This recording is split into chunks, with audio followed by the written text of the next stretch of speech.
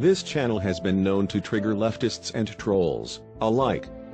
Proceed with extreme caution. You have been warned.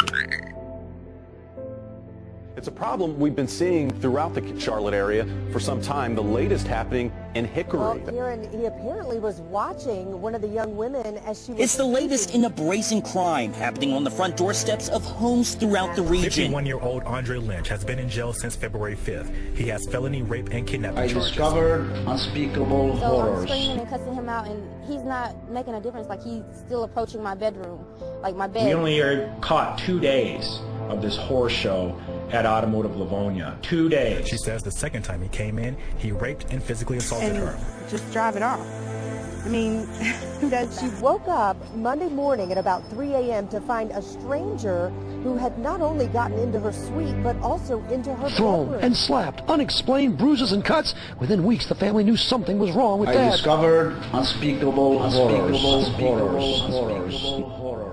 Damn! Now YouTube censored. I'm mad as hell right now. Yes, I am. Viewer discretion is advised. Mama Black. This program contains language and sequences some viewers may find disturbing. Developing this morning on the campus of Clark-Atlanta University, female students are worried about their safety after an intruder entered a dormitory building as the women were sleeping. CBS 46's Rebecca Schramm's live on the campus this morning. And Rebecca, what did this man do in that dorm? Well, Karen, he apparently was watching one of the young women as she was sleeping. He didn't hurt her, but he apparently was watching her and tried to enter several other rooms, apparently, according to the folks who live here in Browley Hall. That's where this happened. Now, one of the victims was too frightened to show her face on camera, but she did speak with us. She lives in a co-ed dorm here at Clark-Atlanta University. She's one of 6 women who live in a suite. She tells us the lock had been broken on the main door of the suite. She had complained about it for weeks. She woke up Monday morning at about 3 a.m. to find a stranger who had not only gotten into her suite, but also into her bedroom. I turn over and I open my eyes, and my bedroom door is wide open, like completely wide open. And there's this dude standing there with the hood, dreads, just standing there. So I scream, and he's like, yo. So I'm screaming and cussing him out, and he's not making a difference. Like, he's still approaching my bedroom, like my bed.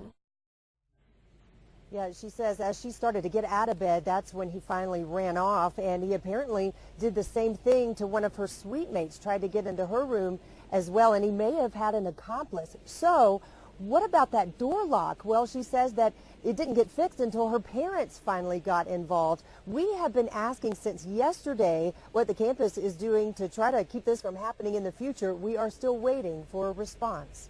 Live at Clark-Atlanta University, Rebecca Schramm, CBS 46 News. Recovering from a bowel obstruction surgery in April 2015, 89-year-old Hassan Yonis recovered here at Autumnwood in Livonia. I discovered unspeakable horrors. We only are caught 2 days of this horror show at Automotive Livonia. 2 days. He was there for approximately 6 months. He went in May until his family saw the video in December and yanked him out as soon as they saw it. Thrown and slapped, unexplained bruises and cuts. Within weeks, the family knew something was wrong with Dad. So in December, they put a hidden camera in the alarm clock. When confronted with video proof that their staff was battering and abusing this man, they refused to take any responsibility. Hassan is 89 years old, came to this country from Lebanon in 1995, and is a proud U.S. citizen, making ethnic slurs even more hurtful. Attorney Marco says the nurse was reprimanded in Virginia for using the N-word and terminated from 2 nursing homes before being hired here. She has now lost her nursing license in Michigan. In a statement from Autumnwood, they say the actions depicted in the video are in no way illustrative of the quality care that is provided by the caring staff at Autumnwood on a daily basis. The employees identified in the video have been terminated, and additional training has been provided to all employees. Worst of all, they sent Mr. Jonas a bill for abusing his father. No criminal charges have been brought in this case, but Marco says the Attorney General is looking into it. The civil trial starts in June. In Detroit, Charlie Langton, Fox 2 News. Criminals are back at it again, stealing your precious packages right off of your front porch. It's a problem we've been seeing throughout the Charlotte area for some time. The latest happening in Hickory. That's where NBC Charlotte's Brandon Goldner joins us live from. Brandon, Hickory police now turning to the public for help. That's right, Fred. Apparently, according to police, this guy was caught on a surveillance camera at this home stealing this package, and now this video has been shared hundreds of times on Facebook. Do you know this man? Hickory police say the box he's holding isn't his. Detectives say it's a package he swiped off the front porch of a home more than a week ago. Now police are asking folks on Facebook to help find this guy. It's the latest in a brazen crime happening on the front doorsteps of homes throughout the region, many happening right during the holidays. Laura Williams says this guy stole 2 Christmas gifts from her Gastonia front door right before the holiday. I can't believe that they're getting out of their car, coming up and taking something off the front of my porch and just drive it off. I mean, who does that? Turns out a lot of people. By one study's estimate, as many as 26 million had their packages stolen. Experts suggest having them delivered to your workplace or specifying a time when you'll be home to receive them. As for this latest theft in Hickory, police say inside this box was $60 worth of cat food. And anyone with information is asked to call Hickory Police. Their number is on my Facebook page. That's Brandon Goldner. Reporting live in Hickory, I'm Brandon Goldner, NBC Charlotte. Former apartment manager in Durham charged with raping a resident where he worked had his bond reduced today. Both the victim and suspect spoke in court, sharing their version of what happened. CBS North Carolina's Derek Lewis was in court and digging deeper into that hearing. 51-year-old Andre Lynch has been in jail since February 5th. He has felony rape and kidnapping charges. Lynch is no longer a maintenance manager at the Arboretum at South Point Apartments, where he worked when police say the rape happened with a resident on August 17th. In court today, the state asked the judge to keep his bond at $1 million, while the defense asked for it to be lowered to $30,000. The judge asked me to turn off the camera before the victim and suspect spoke in court. The victim says Lynch came into her apartment twice for service requests that day. She says the second time he came in, he raped and physically assaulted her. Prosecutors say Lynch told police several times that day that he did not touch her and that his story changed, saying there was flirting and she performed oral sex on him. Prosecutors say the results from the lab testing indicate there was not enough evidence to make a determination. Lynch says his story never changed. He maintains he never raped the victim. At one point, Lynch said to the judge, the state is being duped by a woman who is in financial need. She is going to sue Cortland, the owner of the apartment complex, if I'm convicted. Lynch asked the judge, at 51 years old, making $65,000 a month with 5 children, why would he throw away his life for a woman he had never met? He says he plans to clear his name. The judge reduced his bond to $100,000. If Lynch posts his bail, he will have to have electronic monitoring, and he is ordered to stay away from the victim. He says whenever his trial date is, he will be here with bells and whistles. An update on this case is expected next month. In Durham, I'm Derek Lewis, CBS North Carolina.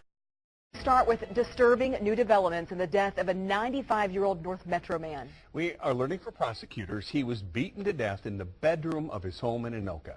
Those prosecutors announced second-degree murder charges against 27-year-old Isaiah Thomas this afternoon. He's accused of killing this man, Al Lowline. A relative found him dead in his home Monday morning. Joe Augustine's live in the newsroom to tell us what police found and how they found the suspect. Joe? Yeah, Kevin, police say they were able to arrest Isaiah Thomas just days after the murder thanks to a fingerprint, a stolen watch, and a witness. According to a criminal complaint released Friday, Isaiah Thomas told a witness he messed up after Al Lowline was murdered, adding, "That old man, you'll see it on the news." And the witness also reported that the suspect had planned to flee to California. Thomas was arrested this week and now faces up to 40 years in prison for each charge of second-degree murder. There was no mercy shown for the victim in this case, so I see no reason why the state should show mercy either. Police believe Thomas, who was staying in this apartment complex just blocks away, broke into Lowline's home during the holiday weekend just after Thanksgiving.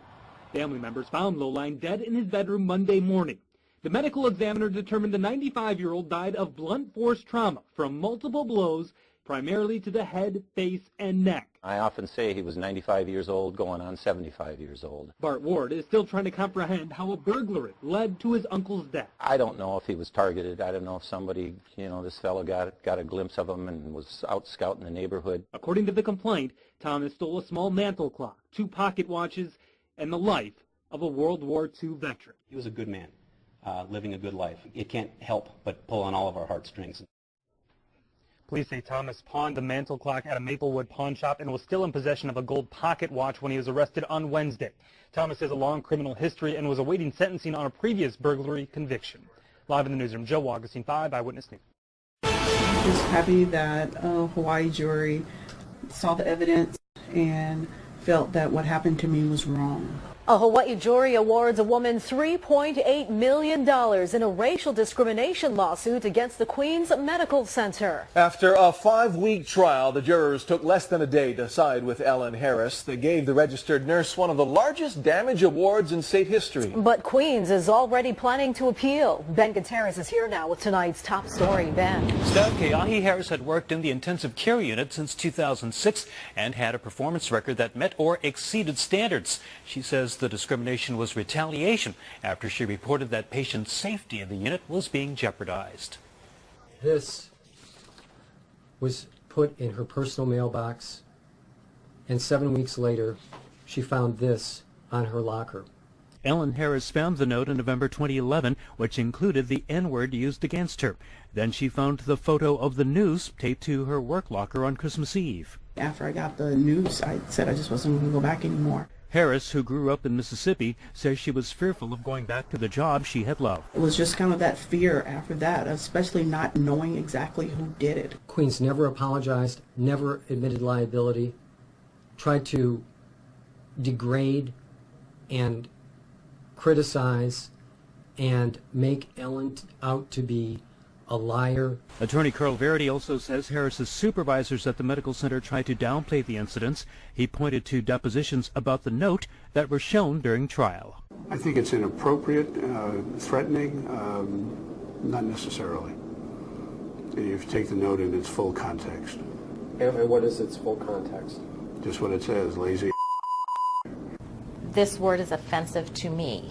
If they had used another word against my race, I personally don't care. The jury agreed with Harris, awarding her $630,000 for emotional distress and another $3.2 million in punitive damages.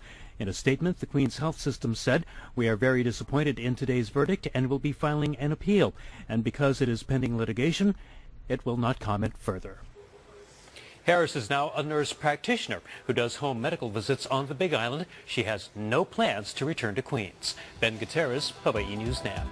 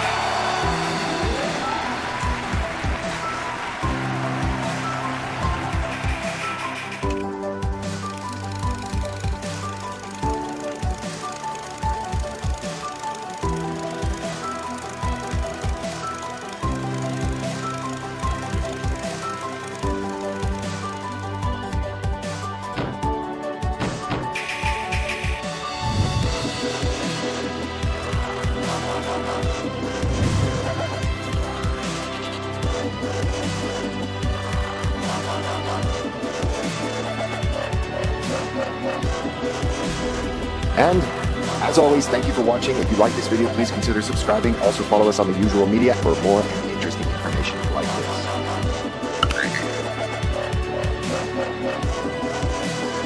Channel moderators are Gershanks and Michael Thomas.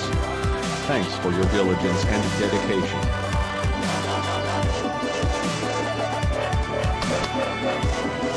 Fight their asses.